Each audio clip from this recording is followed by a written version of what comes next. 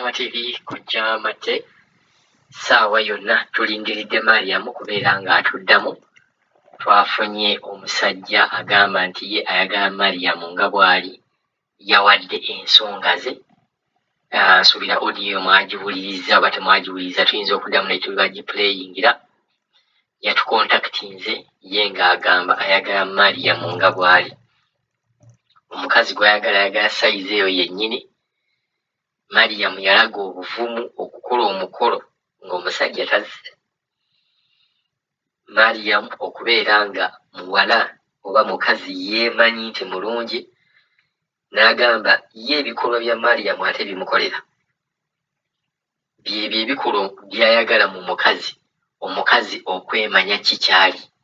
Ye ng'alaba bizinensi ye bw'egendamu omukyala ng'oyo amanyi kikyayagala, amanyi kikyali, eyinza okugenda mu maaso. Ntera okubagamba nti tekikuwoomera matama abiri. Ky'olaba nga kibi, omulala akiraba nga kirungi.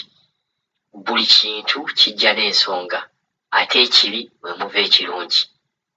Tulinze Mariam tuddamu buzi, tannabeera ng'atuddamu.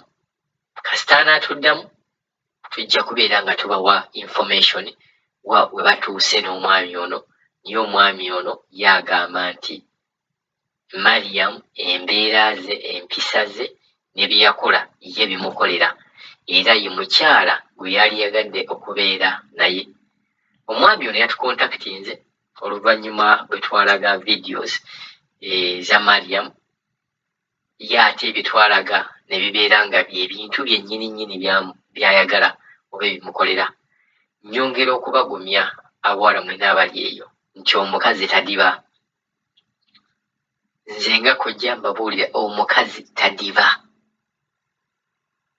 Omukazi anoba wano gwe n'olowooza nti omuwonye, ate n'agenda n'agwa mu ddya nga liri ate ppitirivu obulungi.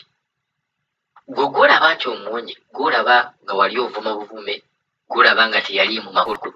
Naye ate kikyasinze okunnyumira, kasita agenda mu ddya eryo, ate tomwagaliza birungi. Eva oba oyagala kuwulira baanobye, yayawukanye, yakoze ebibi, omusajja yatandise okumwejjusa, naye ate olaba emikwano gyabwe gibeera gigenda bugenzi maaso. So nga tonnayagiriza mukazi avuddewo ekisiwo kibi, sooka naawe weezuule. Lwaki namulekawo oba lwaki yandekawo? Bwe naafuna abalala nabo tebandekeewo oba siibalekeewo. Twekyekinga empisa zaffe.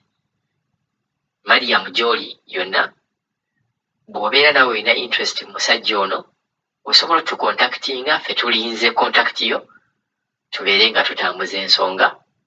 Naye bw'obeera nga tokyagala, nga olinayo omuntu omulala, nakyo tekibeera kibi.